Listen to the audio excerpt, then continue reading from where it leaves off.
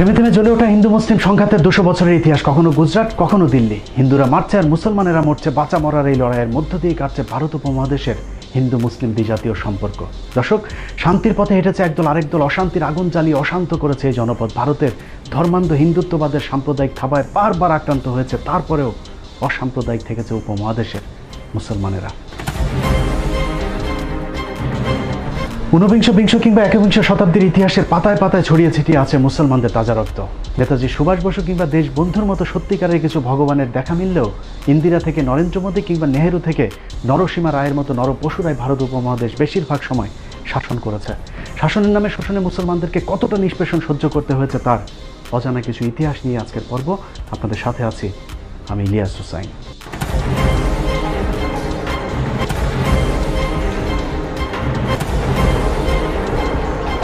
হিন্দু শাসকদের শোষণের চিত্র দেখার আগে এক ঝলকে ভারতের মুসলিম শাসনের চিত্রটা একটু দেখে আসা যাক।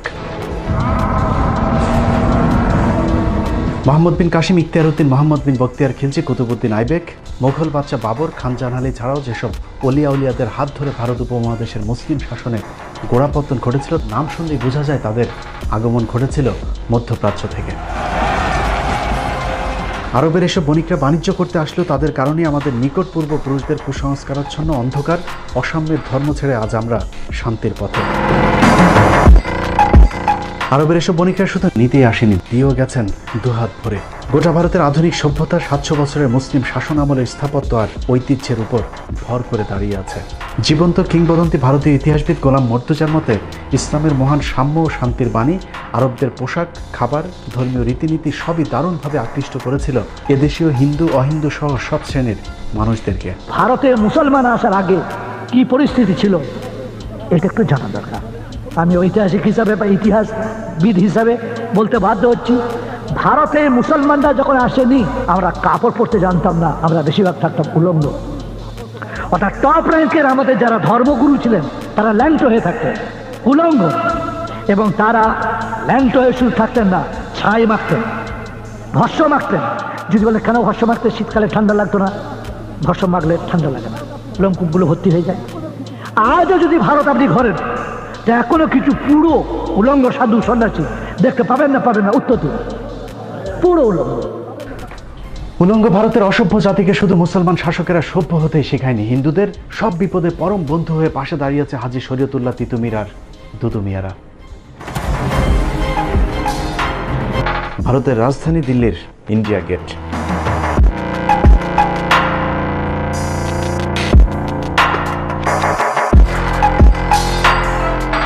ভারতীয় ইতিহাসের সাক্ষী ইন্ডিয়া গেটের বুক জুড়ে খোদাই করা আছে প্রায় 92,353 জন শহীদের নাম, যার মধ্যে মুসলিম শহীদের সংখ্যা প্রায় 62,945 জন। তারপরেও ইতিহাস বিকৃতির মধ্য দিয়ে মুসলিম নায়কদেরকে হিন্দুদের চোখে সবচেয়ে খলনায়ক বানানো হয়েছে। কথায় কথায় উগ্র হিন্দুরা যাদেরকে পাকিস্তানে চলে যাবার কথা বলে, সেই মুসলিম বীরদের বীরত্বের চিত্রটা দেখলেই পরিষ্কার হয়ে যাবে আসলে ভারত উপমহাদেশে মুসলমানদের অবদান কি। বাংলাদেশের স্বাধীন নবাবের সময় ভারত পরাধীন হয়েছিল তিনাকে দিয়ে শুরু করি। ভারতের স্বাধীনতা রক্ষায় প্রথম শহীদের নাম নবাব সিরাজউদ্দৌলা, যিনি একজন মুসলিম। মির্জাফরের বিশ্বাসঘাতকতায় 1757 সালের 23শে জুন পলাশির যুদ্ধে নবাব সিরাজউদ্দৌলার পতনের পর যিনি ইংরেজদের বিরুদ্ধে প্রথম অস্ত্র হাতে তুলে নিয়েছিলেন, তিনি মীর জাফরেরই জামাতা মীর কাসিম, তিনিও একজন মুসলমান। 1764 সালে বক্সারের যুদ্ধে মীর কাসিমের পরাজয়ের মধ্য দিয়ে মুসলিম শাসনের পরিসমাপ্তি ঘটে, আর সেই সাথে ডুবে যায় ভারত উপমহাদেশের স্বাধীনতার শেষ আলোটুকু।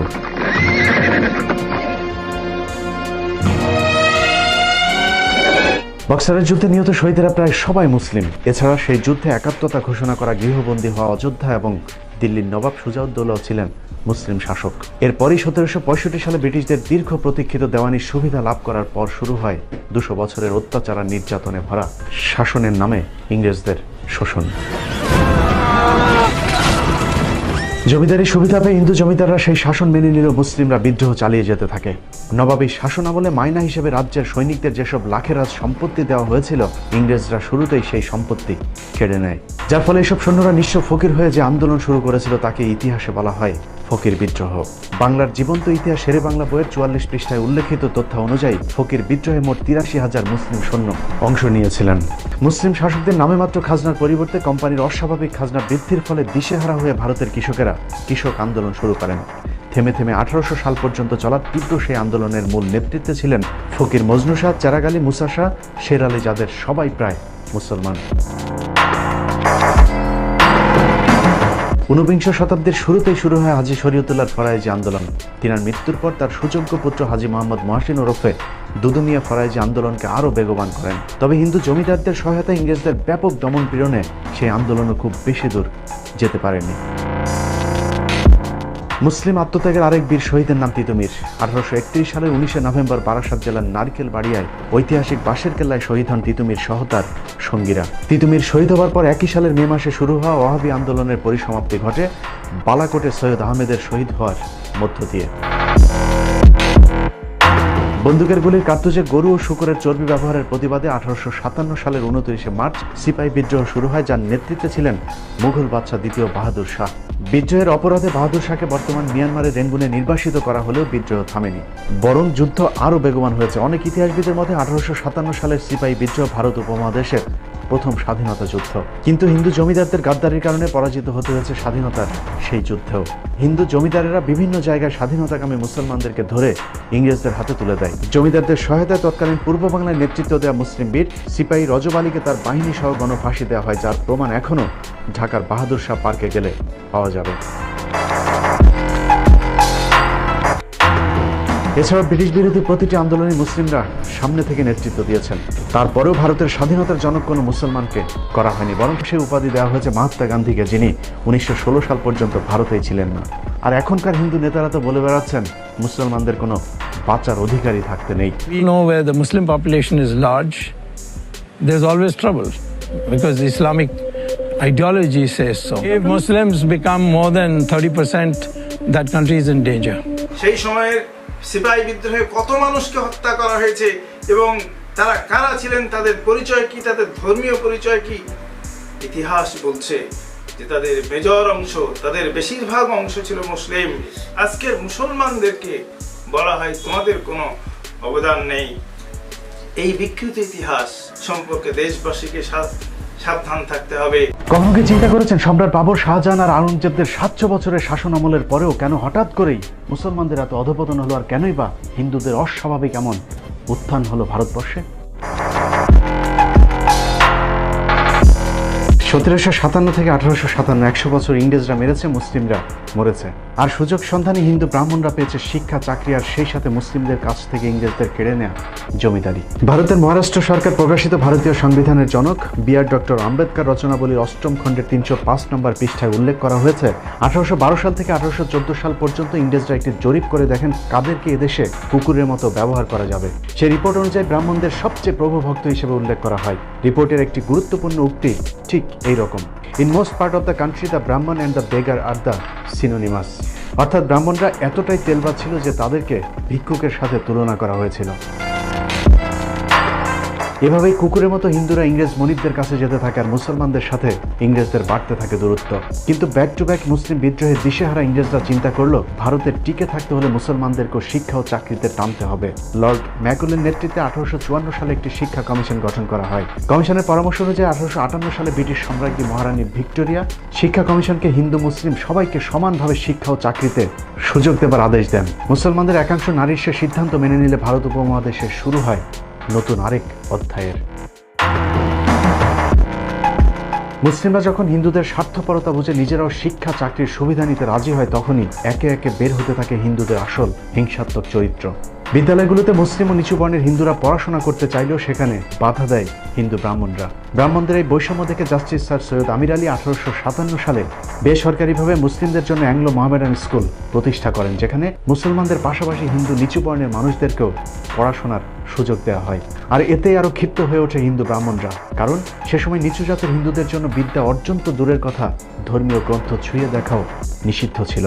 মুসলমানদের শায়েস্তা করতে 1885 সালে হিন্দুরা জাতীয় কংগ্রেস নামে প্রথম ধর্মের ভিত্তিতে সাম্প্রদায়িক একটি রাজনৈতিক সংগঠন গড়ে তোলে। আর সেই সংগঠন থেকে মুসলমানদের শিক্ষার বিরুদ্ধে তীব্র আন্দোলন শুরু করে হিন্দু ব্রাহ্মণরা।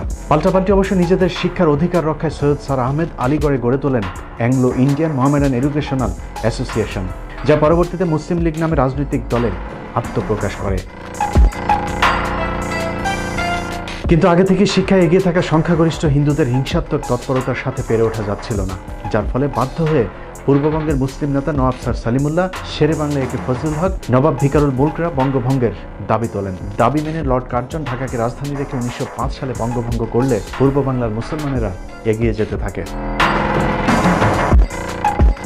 পরের 6টি বছর হিন্দুদের ভয়ঙ্কর এক রূপ দেখেছে ভারতীয় উপমহাদেশ। হিন্দুদের ব্যাপক বিক্ষোভের পর 2011 সালে বঙ্গভঙ্গ রদ করা হলো। পূর্ব বাংলার মুসলিম নেতা নবাব স্যার সলিমুল্লাহ ঢাকাতে অন্তত একটি বিশ্ববিদ্যালয়ের দাবি তোলেন। লর্ড হার্ডিঞ্জ সেই দাবি মেনে নিলে হিন্দুরা সেটারও বিরোধিতা করেন, আর যার নেতৃত্বে ছিলেন আমাদের সবার প্রিয় রবীন্দ্রনাথ ঠাকুর। রবীন্দ্রনাথের নাম শুনে অনেকেরই কপাল হয়তো মাথায় উঠতে পারে, কিন্তু ইতিহাস কখনো মুছে ফেলা যায় না। মুসলিম শিক্ষা এবং ঢাকা বিশ্ববিদ্যালয়ের বিরুদ্ধে রবীন্দ্রনাথের নেতৃত্বে ব্যাপক সেই আন্দোলনের অংশ হিসেবে 1912 সালে কলকাতার গড়ের মাঠে বিশাল এক জনসভার ডাক দেওয়া হয়। সেই জনসভায় রবীন্দ্রনাথ ঠাকুর, ঈশ্বরচন্দ্র বিদ্যাসাগর এবং RSS সমর্থিত রাজনৈতিক দল হিন্দু মহাসভার প্রতিষ্ঠাতা সভাপতি শ্যামাপ্রসাদ মুখার্জির পিতা আশুতোষ মুখার্জির নেতৃত্বে হিন্দুদেরকে সাম্প্রদায়িকভাবে খেপিয়ে তোলা হয়। ঢাকা বিশ্ববিদ্যালয় প্রতিষ্ঠার বিরুদ্ধে সশস্ত্র সে আন্দোলনে ব্রিটিশ আমলাদের খুন করার পাশাপাশি হিন্দুদের 7 জন সন্ন্যাসী আত্মাহুতি দেয়। যদিও এসব ঘটনাকে বানোয়াট বলে দাবি করে ভারতীয় অনেক এদেশীয় দালাল। যে মিটিংয়ে রবীন্দ্রনাথের বিরোধিতা করার কথা বলা হয়, এটা নিয়ে গবেষণা করে দেখা গেছে যে রবীন্দ্রনাথ তখন পূর্ব বাংলায় ছিলেন, তিনি কলকাতাতেই ছিলেন না 2 দিন। তো কাজেই আপনার এগুলো সব মিথ্যাচার। এবার ভারতীয় হিন্দুদের মুখে শোনা যাক কলকাতার গড়ের মাঠের সেই জনসভায় রবীন্দ্রনাথ ছিলেন কিনা। সেই গড়ের মাঠে 1912 সালের মার্চ মাসে গড়ের মাঠে সেই মিটিংয়ে এর থেকে অনেক বড় ডায়াস হলো, তার সভাপতি হলেন বিশ্বকবি রবীন্দ্রনাথ ঠাকুর। কিসের জন্য মিটিং জানেন? মিটিংটা হলো ইংরেজ গভর্নমেন্ট তখন প্রস্তাব দিয়েছে ঢাকাতে একটা ইউনিভার্সিটি করবে, বিশ্ববিদ্যালয় ঢাকাতে, তখন কলকাতায় আছে। সেখানে প্রস্তাব পাশ হচ্ছে ঢাকাতে যেন বিশ্ববিদ্যালয় ইংরেজ গভর্নমেন্ট না করে। কেন বলেন তো? সেখানে বিশ্ববিদ্যালয় হলে মুসলমানরা লেখাপড়া শিখবে। কারো মুখের কথা বিশ্বাস না করলেও চলবে। 1912 সালের 18 মার্চ গড়ের মাঠের সেই জনসভায় সভাপতি ছিলেন রবীন্দ্রনাথ নিজে, যার প্রমাণ কলকাতা ইউনিভার্সিটি রিপোর্ট B4 এর 130 নম্বর পৃষ্ঠায় সংরক্ষিত সভাপতির ভাষণ। রবীন্দ্রনাথের ঐতিহাসিক সেই ভাষণের একটি জায়গায় তিনি বলেছিলেন, চাষার ছেলেরা যদি বিশ্ববিদ্যালয়ে পড়ে তাহলে ক্ষেত খামারে কামকাজ করবে কারা। শুধু এটাই নয়, শ্রী নীরজ চৌধুরীর the autobiography of unknown India বইয়ের তথ্যানুযায়ী রবীন্দ্রনাথ মুসলিমদের বিদ্রুপ করে বলতেন, মুসলমানরা হচ্ছে লাইভ স্টক, গৃহপালিত পশু। কিন্তু সেই ইতিহাস এখন আর কেউ পড়ে না। 1971-এর পর বদলে যায় সবকিছু। চরম মুসলিম বিদ্বেষী রবীন্দ্রনাথ এখন আমাদের প্রাণের কবি। দুর্গাকে উদ্দেশ্য করে যার লেখা কবিতাটাই এখন আমাদের জাতীয় সঙ্গীত। হিন্দুদের মা দুর্গাকে নিয়ে লেখা যে কীর্তনকে আমরা জাতীয় সঙ্গীত হিসাবে গেয়ে থাকি, সেটার মূল গান 25 লাইনের। 1905 সালে লেখা একটি গানকে হাস্যকরভাবে 1971 সালে স্বাধীন হওয়া একটি দেশের জাতীয় সঙ্গীতের স্বীকৃতি দেওয়া হয়। উইকিপিডিয়ার তথ্য অনুযায়ী যে গানের সুর আবার চুরি করা হয়েছিল গগন হারকরা নামের এক লোকসঙ্গীতের শিল্পীর গাওয়া গান থেকে। সেটা তো সমস্যা নেই, মূল সমস্যা হলো হিন্দুদের মা দুর্গাকে নিয়ে লেখা গানের বিশেষ যে কয়টি লাইন বাদ দেওয়া হয়েছে, সে লাইনগুলো পড়লেই সবার কাছে পরিষ্কার হয়ে যাবে এটা আসলে বাংলাদেশের জাতীয় সঙ্গীত নাকি আমাদেরকে দিয়ে কৌশলে মূর্তির গুণগান করানো হচ্ছে। 71-এর পর রবীন্দ্রনাথ, ঈশ্বরচন্দ্রদের মতো এরকম অনেক মুসলিম বিদ্বেষীদেরকে আমাদের ইতিহাসে সুপ্রতিষ্ঠিত করা হয়েছে, অথচ যাদের কারণে আমরা আজ আলাদা ভূখণ্ডে বিদ্যা অর্জন করার সুযোগ পেয়েছি, সেই সব নায়কদেরকে আমাদের চোখে করা হয়েছে খলনায়ক। আজকের ঢাকা বিশ্ববিদ্যালয় প্রতিষ্ঠায় যাদের অবদান সবচেয়ে বেশি তাদের দুজনের মধ্যে একজন নবাব স্যার সলিমুল্লাহ, জিনার দান করা 600 একর জমির উপর দাঁড়িয়ে আছে আজকের ঢাকা বিশ্ববিদ্যালয় এবং বুয়েট।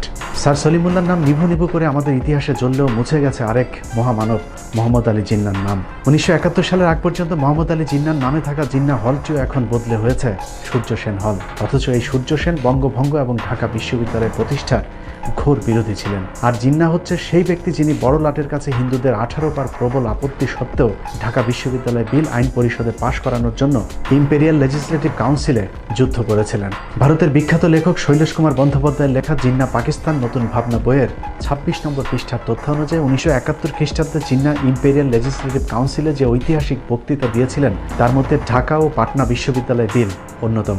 জিন্নাহর সেই বিলের উপর ভিত্তি করে 1921 সালে প্রতিষ্ঠিত হয় প্রাচ্যের অক্সফোর্ড খ্যাত ঢাকা বিশ্ববিদ্যালয়।